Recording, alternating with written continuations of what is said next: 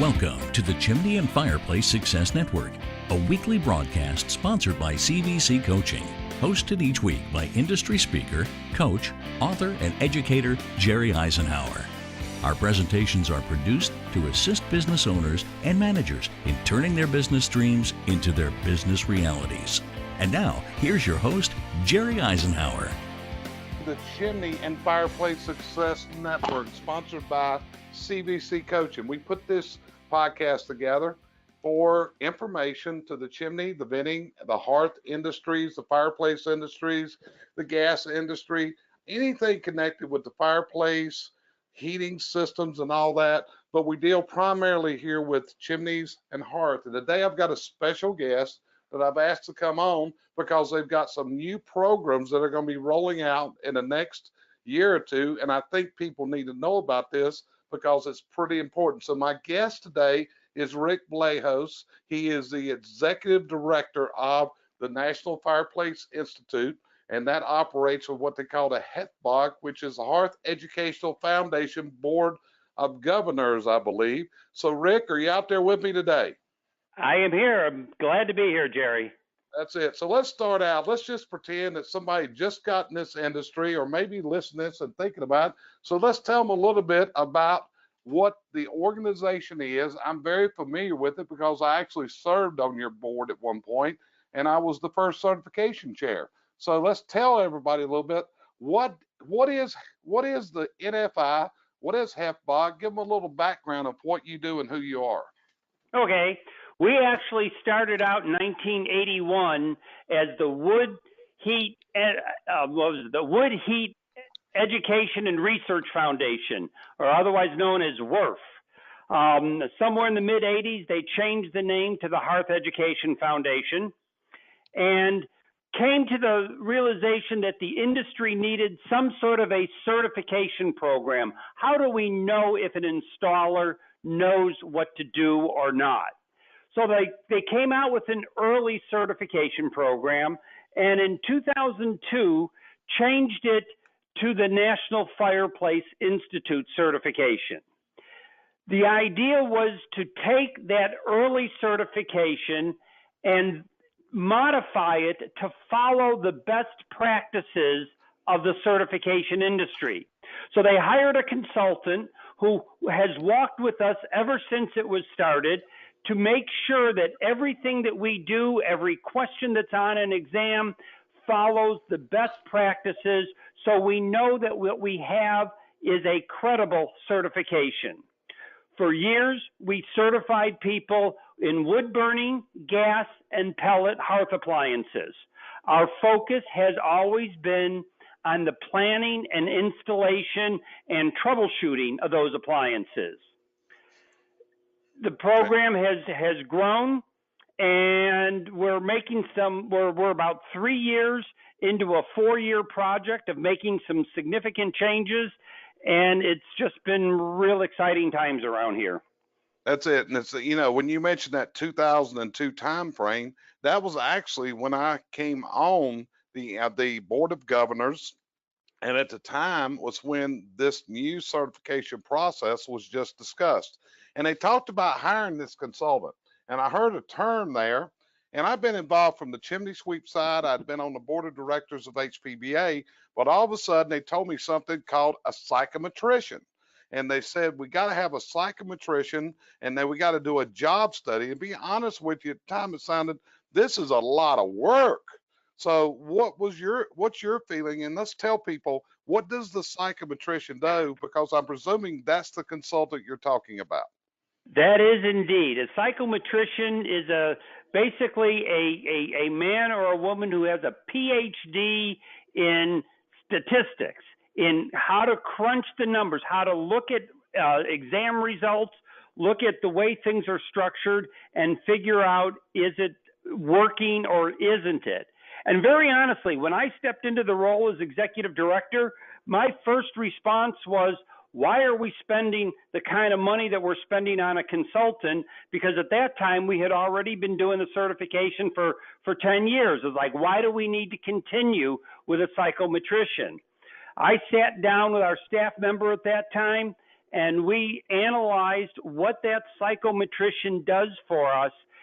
And today, I believe it's worth every penny the man charges us. He is a constant source of any idea that I have. I can bounce it off of him and say, does this make sense? Is this what good certification programs do? Yep. So let's go a little deeper. Let's tell them what a job study is. And like I said, part of the process is you actually have work groups that are going to be working together to assemble exams. I believe you already have manuals drafted, and your next stage you're working on is the various work groups that are going to work on the various segments, which are pellet, gas, and wood. So let's tell the people that are listening a little more. Let's fill them in on what's done. You just don't throw a test together. You got to come up and you do the job study. So let's tell them what a job study is, and let's tell them what the work groups do. Okay. The question becomes, what do you need to know in order to properly install a hearth appliance? So we do a job analysis. It was an industry-wide survey that asked several questions of what topics, what subjects do you need to know in order to properly install the appliance? After we get the results from the job analysis, a group of subject matter experts get together and they start to prioritize them. They say, okay, what's the most important thing to know and what's the next most important thing to know?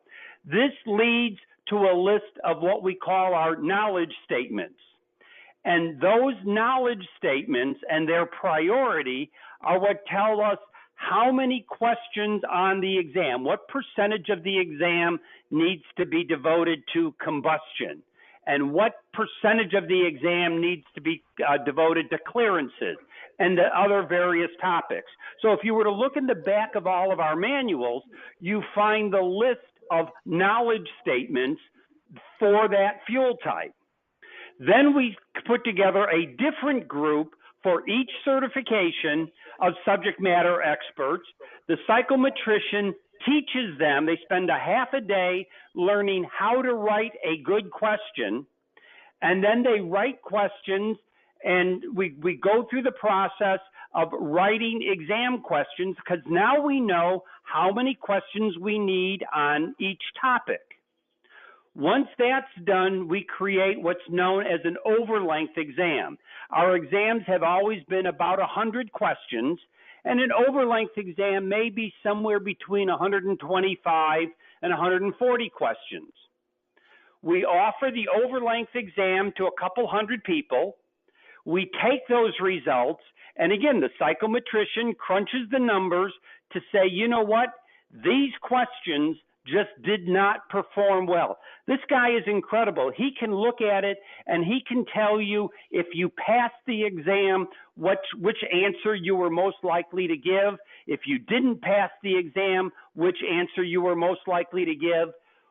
We throw out the excess questions and we whittle it down to the final 100 questions. And you know, that's probably opening a lot of people's eyes up, because when you do a certification test, and this is part of going for, you know, accreditation type certification tests, it's not necessarily what Rick Vlahos or Jerry Eisenhower thinks should be on the test. Am I right? No, matter of fact, I don't even get a vote. They show me the questions, and the only thing I can do is tell the psychometrician if that question is technically correct or if it's not correct. It's the exam writing committee and the psychometrician who determine which questions are on the exam. Yeah, and even the psychometrician, if I'm not mistaken, actually deals with the wording of the question to ensure that it is not a confusing question, to make sure it's not something that could not be answered by people throughout the industry, would not be geographic type questions that are regional. Am I correct in all that? That is absolutely correct. The most difficult part about writing exam questions isn't writing the question and giving the right answer. It's coming up with 3 possible but wrong answers. And the way it's worded, the way the sentences are structured is all very, very carefully analyzed. So in other words, the questions are, if you have four, you have three questions that are close but no cigar and one right answer. Am I correct? That is correct. Okay. So when you're looking for that, what is the psychometrician looking for after they've analyzed it for a year? What do they consider the passing rate should be for a good certification test? Do they look at it from that aspect of, okay, No, okay, they do they not. they don't. We break our exams into eight, depending on which exam, 8 or 9 different categories, and they measure the response rate in each category, and then they use a very sophisticated formula called a modified Angoff method, which I have no idea what that formula looks like, but they run it through this formula, and that tells the scoring machine the pass or fail. So we can't say that you need a 70% or a 62% or whatever you need in order to pass, because it depends on which questions you got right, which questions you got wrong, and which category it was in. Really? Now that's an interesting. So there's not a straight pass fail rate. Did I hear that correctly? That is correct. Amazing. Uh, so one of the things is, let me ask you this. You and I are both educators. Would you agree with that? I hope so. Would you and right. We're both trainers. We're used to going in and doing training. You and I both train in person. We also train online. We've trained live streaming between us. And one of the things is, when someone's going to take an NFI gas, wood, or a pellet certification test, if they have no industry knowledge and walk into a review, what's the prediction usually, Rick? I usually try to talk them out of it. Our exams are not easy. I routinely tell people this is probably one of the most difficult exams you will ever take in your life. And if you don't have any industry experience, if you haven't studied and prepared for it, you're not going to have a very good day. Right. I think that's one of the reasons, in the classes and the courses that we've done, one of the things that Bob Wise did on the gas certification is we developed a 16-hour prep class. And because the short review class, it wasn't enough for most people. So they didn't understand the questions. So I think we've done pretty good on what we're doing, and a lot of times it's combined with a 3-day gas service class, and the pass rate's done very well from that basis. But we're digging down deep, and would you say that's what people got to do to prep for these classes? They got to dig deep. They got to do study. If they're not really experienced, they're going to be kind of in trouble at time of review, testing time. Would you agree? I would agree. As we set up our criteria of, okay, who's the typical person who's going to take the exam? Kind of our standard has been that the person should have at least close to 2 years of experience before they even bother to take the exam. Really? So that's good advice, guys. You're hearing this. Now, that doesn't mean you can't take and can't pass this exam if you bust your butt to get out there, but you got to do some studying. These tests are not intended to be easy. These are factual tests because, hey, you're looking after the welfare, the safety of the American consuming public. That's what it's all about, right, Rick? Yep, the psychometrician is really trying to craft the exam to prevent that person who just does well on exams from it being, too easy just because you do well on exams. We really want to know who really knows the material and who doesn't. Now, I realize there are some great installers out there who just cannot do well on an exam. And I get that, but there's nothing we can do. If we're going to offer an exam, if we're going to offer a certification, the only way we can tell if you know what you're doing is to test it. And it comes down to the person that has studied, the person that has paid attention. Our manuals used to be shipped wrapped in plastic. They were shrink wrapped in plastic. And the standing joke amongst a lot of the instructors is when you get to the review class, which is designed to review the material, not teach it, but review it. And they come into the review class and they crack open the plastic on the exam or on the manual. Yep. You know that they haven't studied. Do you ever have them come with an outdated manual? I was looking at a course the other day. Somebody took pictures and it wasn't your certification, but I saw manuals that were outdated 10 years ago sitting on the table. That person's they're not up to speed. Would you agree with that? I would agree. Our industry changes on a regular basis. That's part of the reason why we update the manuals on a regular basis. We update the exams. We update the job analysis survey on a regular basis just to make sure that we know what you need to know today as opposed to 10 or 12 years ago. Okay, so now we're in the year 2018, Rick. We've been certifying from Worth, and I got certified by Worth probably in '83. Okay, Worth certified. In fact, I was the first certification I ever had was Worth. Okay, and then we went to the NFI. But now you have administered this exam going back almost 15 years at this point, when you launched 3 different certifications: one for pellet, one for gas, one for wood. Now y'all have made some significant changes and decisions, and in 2019 or late 2018, and you're going to be sharing the dates, you're getting ready to make a transition to your entire program. Am I correct? You are correct. It's a 2-phase project. The first phase was introducing a 4th certification. We introduced early this year, we introduced the Hearth Design Specialist.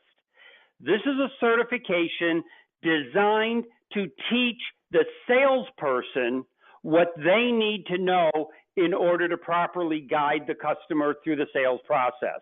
My contention has been we never bothered to train the salespeople.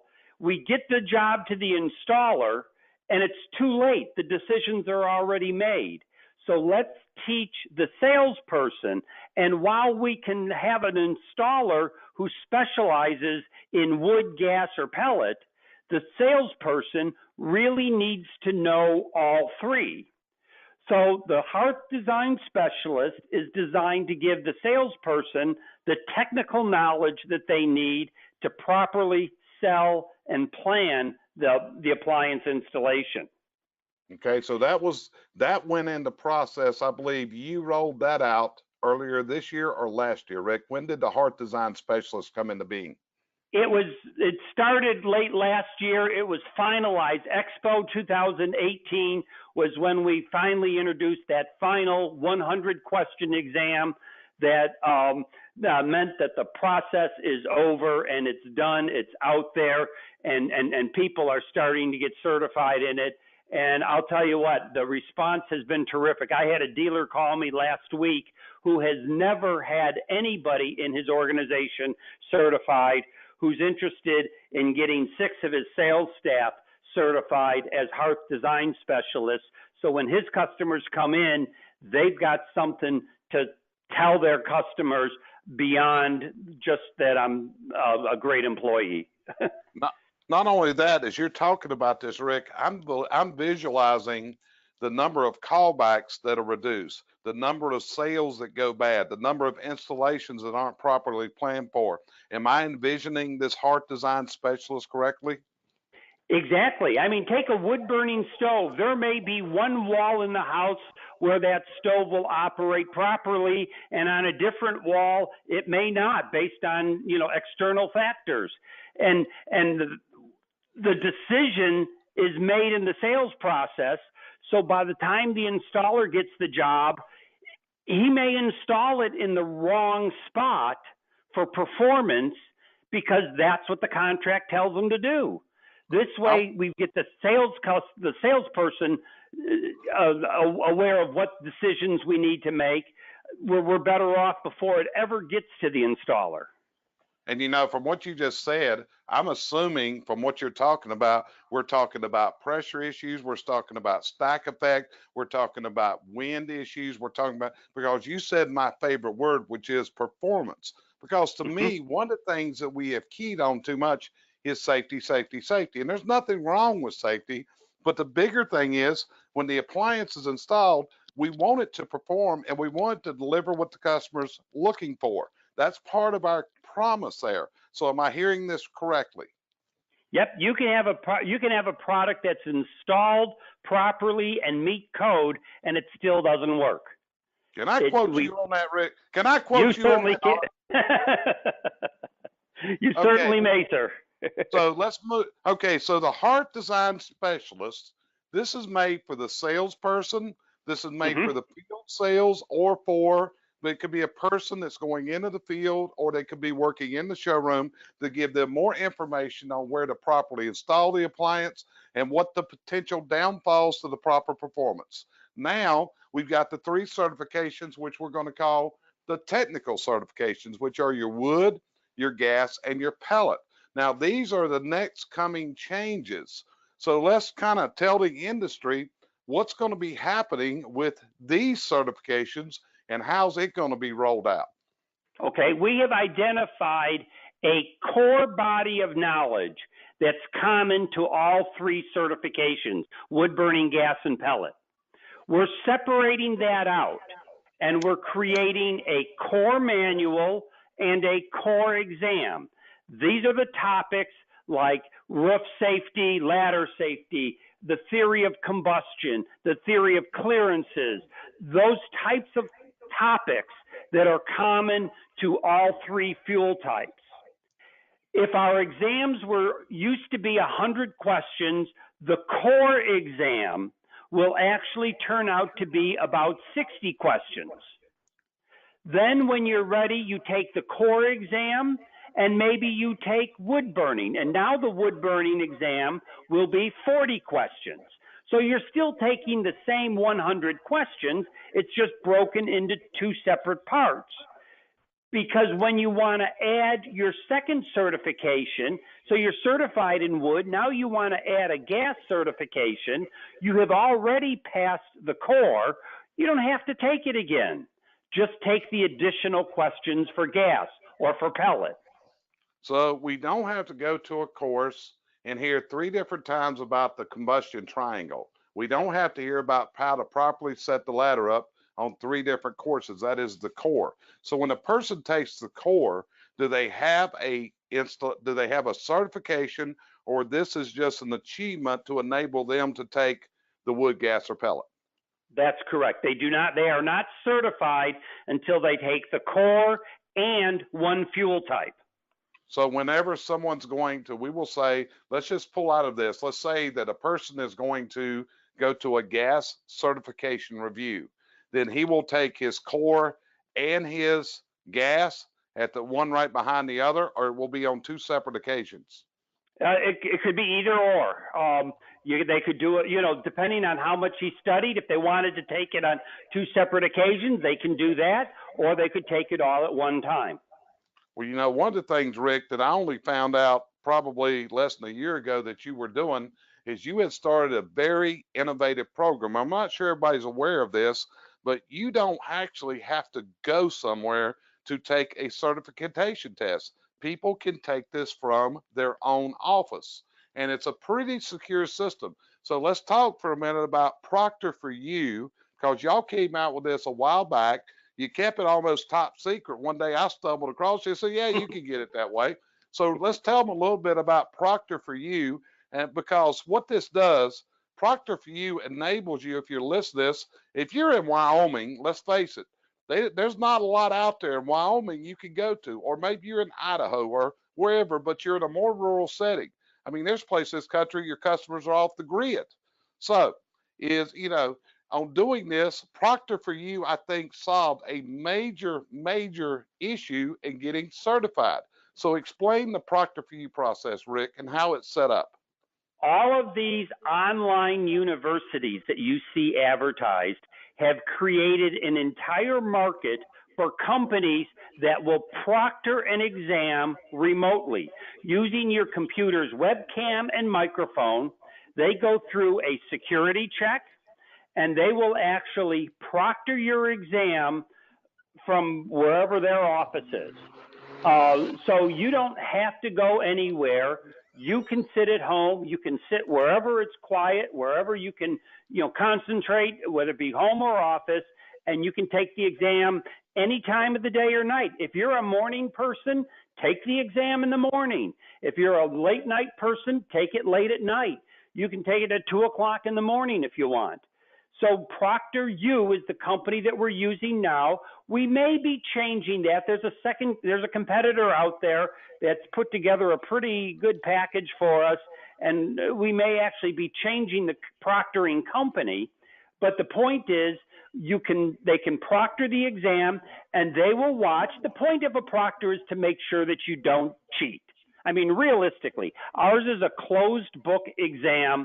How do we know, first of all, that you are who you say you are? And second of all, that you're not looking up the answers in the book while you're taking the test.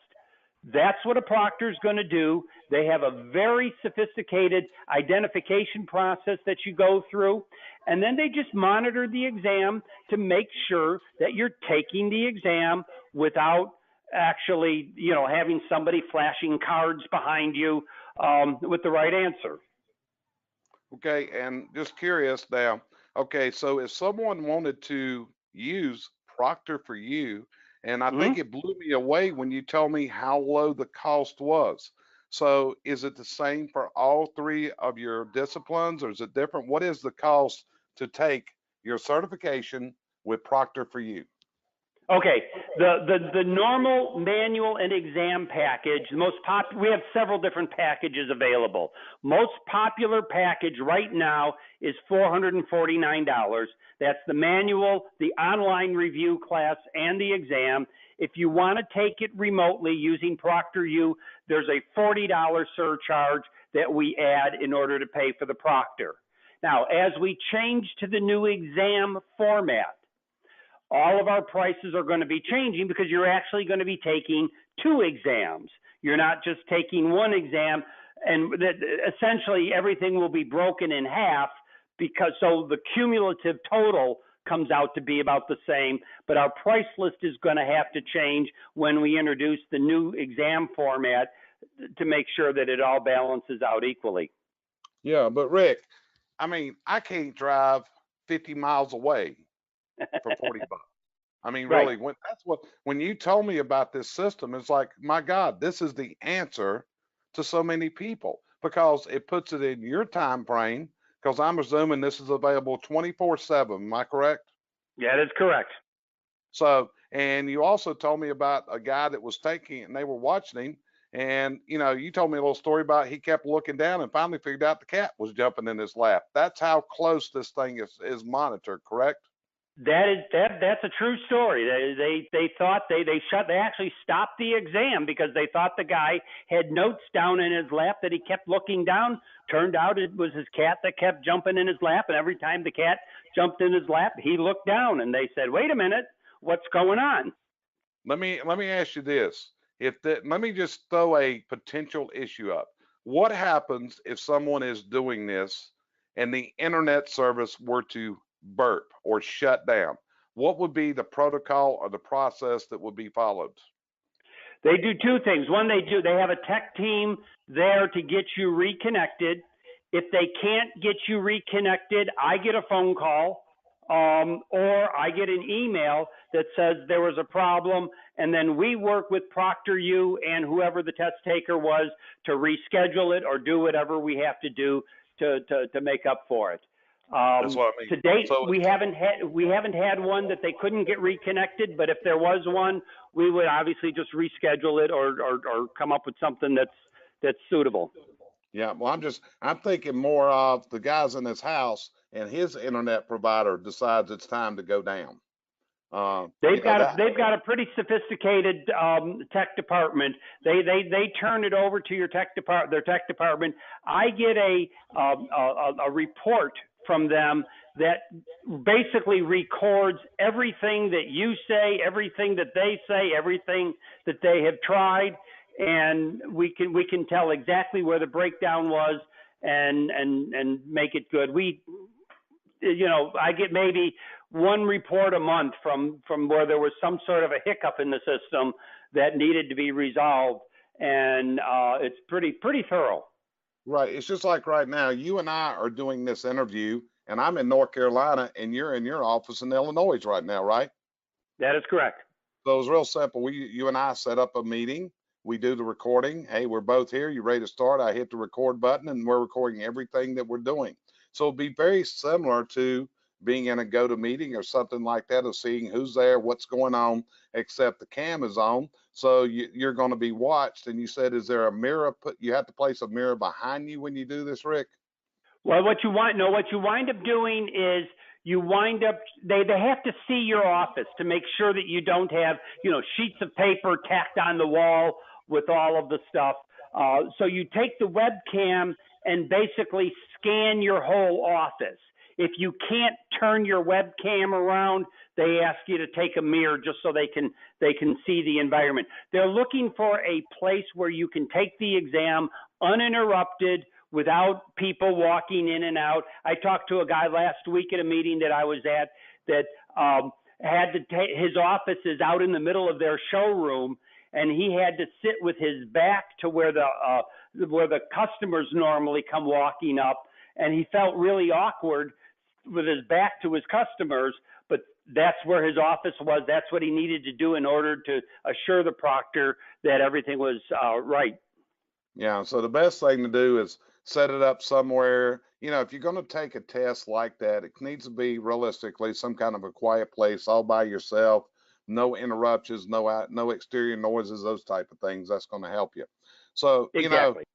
it's really amazing, Rick. You and I have been around this business a long, long time, and we've seen this business change. You've been a factory rep. Years ago, I remember when I was in the retail business, all of a sudden they came out with a remote control for gas logs. Said this business is going to get complicated, and boy, has it ever. So, but this shows you where technology has taken this world to today.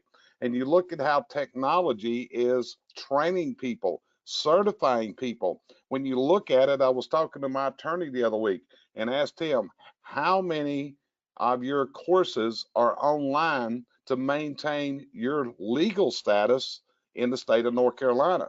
And it's amazing the percentage of online courses that they do. Nurses, Brandy Biswell, who's one of our instructors, she, that's how she keeps her nursing degree in effect and her licensing and certifications again. So it's a way that, things are changing. And this was one of the purpose of technology, is how we can move information more rapidly. But what this also means, Rick, is there an excuse for anyone in this industry not to participate in this program? Now, you know what? We started our online training program because I heard so many people saying it's too hard to maintain my certification with continuing education units. I can't get to the meetings. It's too expensive to go to the meetings. I don't ever want to see face-to-face instruction go away. But as an instructor, for every person who's sitting in one of my classes, there are 5 more people back in the office who didn't get to come. The reality is a lot of hearth dealers are out in rural areas. You were talking before about, out in Wyoming. The guys out there used to travel 8 hours to get to an exam location. You know what? Now they can take it from their home. Well, the other thing is, Rick, we just added a new course on our platform over the weekend, and it's all about how to manage and train what I call a multi-generational workforce. Now, to drill down even more, what I'm talking about is you and I are facing our retirement years. I ain't gonna retire, you probably will, but anyway, we're both in our 60s, right? Yes, sir. Okay, so what we're talking about here is training. Most of the new hires that you're going to get today are probably going to be 35 and under. Would you agree with that, Rick? That's a good estimate, sure. And what's happening is we're finding out through the research that virtual training is the preferred method of learning for this generation because they grew up on technology. And with the changes that have happened in technology, this is how they have been schooled to this point. And what they're able to do is the younger generation of what we have, 35 and under, which is going to be the majority of people are hired, they are very well adapted. They are very equipped, and they move very well with virtual training. And I know it took me a while to catch on. In fact, the first virtual class I ever did, Rick, was on the NFI platform some years ago.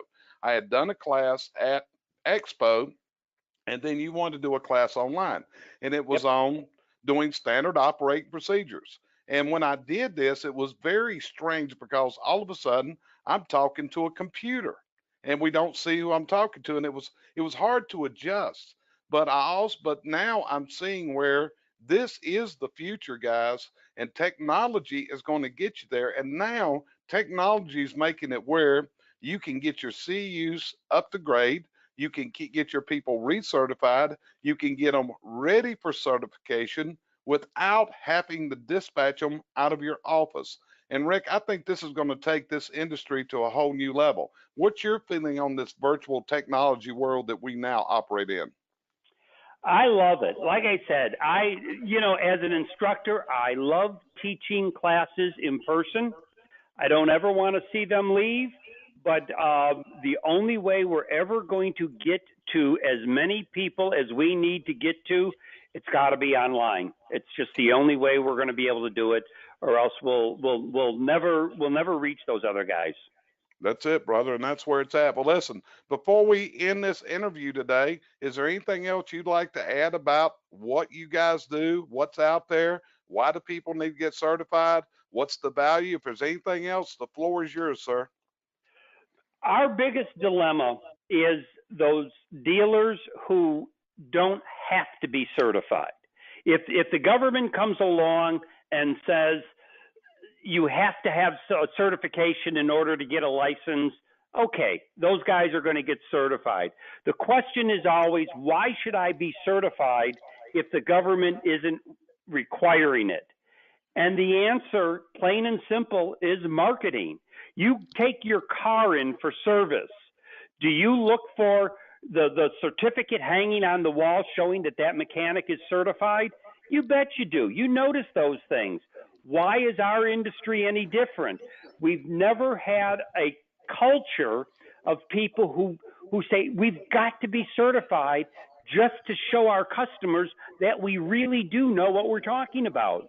The dealers who embrace that kind of a concept are the ones who are successful at it. They've got something to talk to their customers about other than just worrying about price.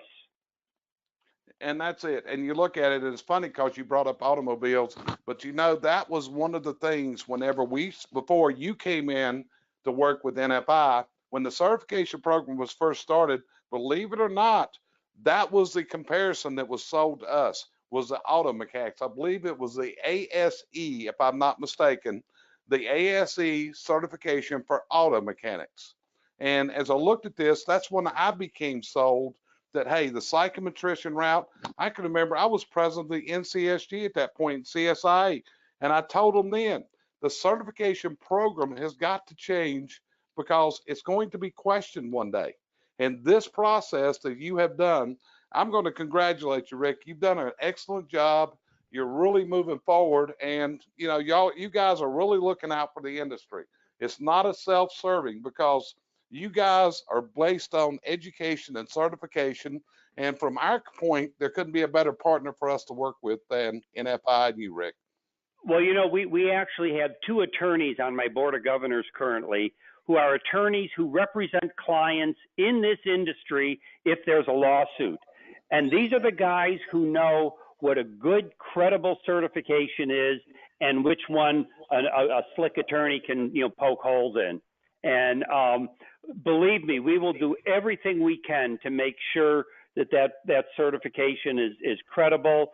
When I look at organizations like what you've got going, Jerry, with CVC, I don't look at it as competition simply because there is so much need in this industry for good, solid training, for good classes. There are so many people that need it. If we don't work together, we're never going to hit them all. That's it, brother. Well, man, I want to appreciate your time out of this schedule. I know you've been to a lot of meetings. You've been out in Dallas lately with the affiliate leaders meeting and a lot going on, and just got back last week. We've been meaning on doing this a couple of weeks, but I really appreciate you being on here today. and look forward to having you back in the future because I'm sure there's going to be some more changes made. How's that work? Anytime, you know how to find me.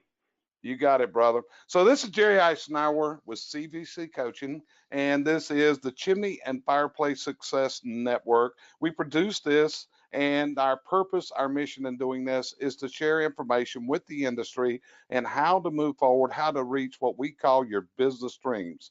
And as you've heard here today, education, certification is part of that process. We like to invite you to take a look at all the educational platforms that are out there. Take a look at ours. We call it the CVC Basecamp. See what works there. We're creating an educational platform for everybody in the company, and we're just rolling out new programs right and left. In fact, the NFI is probably getting tired. We keep submitting some ECU applications to them every time they turn around. Right, Rick? No, you just keep them coming, man. There you go. So anyway, tune us in next week. This is Jerry Eisenhower, and I'm waiting to talk to you to see how we can help you reach your business dreams. Talk to you next time. Thanks for joining us here each week at the Chimney and Fireplace Success Network, sponsored by CVC Coaching, providing you the coaching and educational outreach services you need